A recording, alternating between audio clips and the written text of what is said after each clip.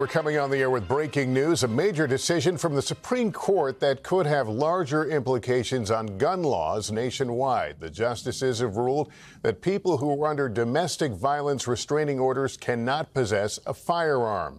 The ruling upholds at least some limits on who can own a weapon. I want to go right to correspondent Laura Jarrett right now to explain. You've read through this decision. What exactly does it mean? Yes, Lester, this is a major victory for the federal government that wanted to make sure that people who had been deemed dangerous because they had domestic violence restraining orders cannot possess firearms. There have been a slew of different lawsuits and examinations of the exact parameters of this federal law. The Fifth Circuit had tried to strike it down, but today the Supreme Court, by a division of 8-1, saying no, this federal law can stand. And I want to read a key portion of the decision where the Chief Justice explains the reasoning here. He says, when a restraining order contains a finding that an individual poses a credible threat to the physical safety of an intimate partner, that individual may, consistent with the Second Amendment, be banned from possessing firearms while that order is in effect. This had really been an examination, Lester, of a decision just 2 years ago where the Supreme Court gave sort of a redefining of the Second Amendment and the rights of individuals to possess firearms in public.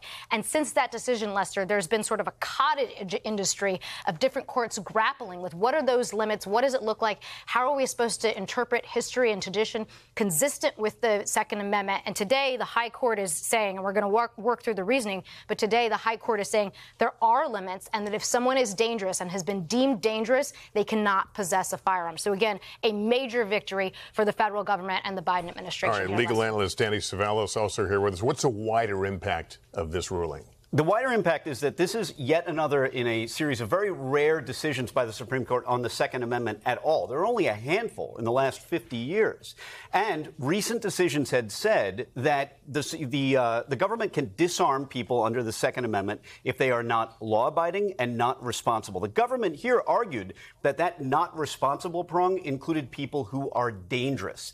And it's important to note that this doesn't apply to all domestic violence orders. Very specific domestic violence orders where there's a hearing and specific findings that someone is essentially a dangerous person. So the court looked back at historical precedent from the 1700s and 1800s and found analogs, similar laws where people who posed a threat for some reason or another were disarmed. And that gave them the historical basis under the new framework, the new guidance from the court, to conclude that the Second Amendment allowed this federal law, which disarms a number of different people. It's really important to note, Lester, this is just one subsection of many subsections of a federal disarmament law. And it's interesting because other parts of this law continue to be litigated, including in front of the Supreme Court, felon in possession and some of the other subsections. So this is just one prong of a law that is very much under attack. Thanks for watching. Stay updated about breaking news and top stories on the NBC News app or follow us on social media.